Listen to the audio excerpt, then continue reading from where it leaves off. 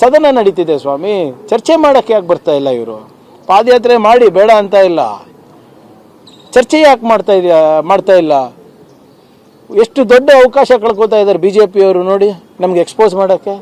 ಸದನ ನಡೀತಾ ಇದೆ, ದಾಖಲೆಗಳು ತರ್ಬೋದು, ಇಡ್ಬೋದು, ಸ್ಪೀಕರ್ ಮುಂದೆ ಸ್ಪೀಕರಿಗೆ ಕೊಡ್ಬೋದು, ಜನರಿಗೆ ತಿಳಿಸ್ಬೋದು, ತನಿಖಾ ಮಾಡ್ತಾ ಇರುವಂಥ ಅಧಿಕಾರಿಗಳಿಗೆ ತಿಳಿಸ್ಬೋದು, ನಮ್ಗೆ ಬುದ್ಧಿವಾದ ಹೇಳ್ಬೋದು.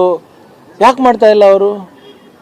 ಇಂಥ ಸುವರ್ಣ ಅವಕಾಶ ನಾಗೇಂದ್ರ ಅವರಿಗೆ ಎಕ್ಸ್ಪೋಸ್ ಮಾಡೋಕ್ಕೆ, ಕಾಂಗ್ರೆಸ್ ಪಾರ್ಟಿಗೆ ಎಕ್ಸ್ಪೋಸ್ ಮಾಡೋಕ್ಕೆ ಯಾಕೆ ಮಾಡ್ತಾ ಇಲ್ಲ ಅವರು? ಯಾಕಂದರೆ ಅವ್ರ ಹತ್ರ ಏನೂ ಇಲ್ಲ. 6 ದಿನದಿಂದ ಬರೇ ಕಪ್ಪು ಬಾವುಟ, ಕಪ್ಪು ಬಟ್ಟೆ, ಒದರಾಡೋದು, ಚೀರಾಡೋದು ಅಷ್ಟೇ ನಡೆದಿದೆ ಹೊರತು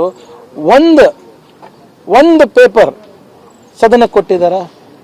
ನಿಮಗೆ ಕೊಟ್ಟಿದ್ದಾರಾ? ಅಥವಾ ಯಾವುದಾದ್ರೂ ತನಿಖಾ ಸಂಸ್ಥೆ ಕೊಟ್ಟಿದ್ದಾರಾ? ನಥಿಂಗ್. ಅವರವರ ನಾಯಕತ್ವವನ್ನು ಉಳಿಸ್ಕೊಳ್ಳಿಕ್ಕೆ ಹೋರಾಟ ಇರೋದು ಹೊರತು ಇದರಲ್ಲಿ ಯಾವುದೇ ಸತ್ಯಾಂಶ ಕಾಣಿಸ್ತಾ ಇಲ್ಲ ನಮಗೆ. ವಿಜೇಂದ್ರ ಅವರು BJP ರಾಜ್ಯಾಧ್ಯಕ್ಷರಾಗಿ ಉಳಿಯೋ ಹೋರಾಟ ಇದು. ಅಶೋಕ್ ಅಣ್ಣ ಅವರು ವಿರೋಧ ಪಕ್ಷದ ಹೋರಾಟ ಅವ್ರದ್ದು. ಇವೆರಡರ ಬಿಟ್ಟರೆ ಬೇರೆ ಮೂರನೇದು ಯಾವುದೂ ಇಲ್ಲವೇ ಇಲ್ಲ ಇದರಲ್ಲಿ.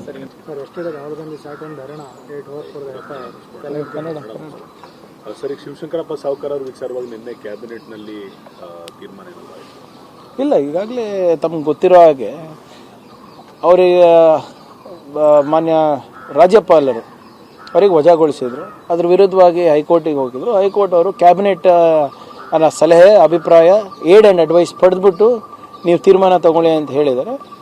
ಸೊ ಅದನ್ನು ನಿನ್ನೆ ಕ್ಯಾಬಿನೆಟ್ನಲ್ಲಿ ಚರ್ಚೆ ಮಾಡಿ ಈ ಎಂಟೈರ್ ಎಪಿಸೋಡ್ ಏನಿದೆ ನಿಮ್ಮ ರಿಕ್ರೂಟ್ಮೆಂಟ್ದು KPSCನಲ್ಲಿ ಆಗ್ತಾ ಇರುವಂಥ ಬ್ರಹ್ಮಾಂಡ ಭ್ರಷ್ಟಾಚಾರದ ಬಗ್ಗೆ ಸಾಕಷ್ಟು ಏನೋ ಪಬ್ಲಿಕ್ನಲ್ಲಿ ವ್ಯಾಪಕವಾಗಿ ಚರ್ಚೆ ಆಗ್ತಾ ಇದೆ. ಮಕ್ಕಳ ಭವಿಷ್ಯದ ಜೊತೆ ಚೆಲ್ಲಾಟ ಆಡಿರೋದಂತೂ ನಿಜ. ಇದರಲ್ಲಿ BJPಯವ್ರ ಪಾಲೆಷ್ಟು, KPSC ಅಧ್ಯಕ್ಷರ ಪಾಲೆಷ್ಟು, ಇವೆಲ್ಲನೂ ಕೂಡ ಜನರು ಕೇಳ್ತಾ ಇದ್ದಾರೆ. ಸೊ ಆ ಭಾವನೆಯನ್ನು ನಾವು ತಿಳ್ಕೊಂಡು ನಾವು ಕೂಡ ಗವರ್ನರ್ ಅವ್ರ ಹಿಂದೆ ಏನು ವಜಾ ಮಾಡೋಕ್ಕೆ ಶಿಫಾರಸು ಮಾಡಿದ್ದು ಅದನ್ನೇ ಕೂಡ ನಾವು ಕೂಡ ಅನುಮೋದನೆ ನೀಡಿದ್ದೇವೆ, ಅಡ್ವೈಸ್ ನೀಡಿದ್ದೇವೆ, ಮತ್ತು ಎನ್ಕ್ವೈರಿ ಕೂಡ ಆಗಬೇಕು ಅಂತ ನಿನ್ನೆ ಚರ್ಚೆ ಮಾಡ್ಕೊಂಡು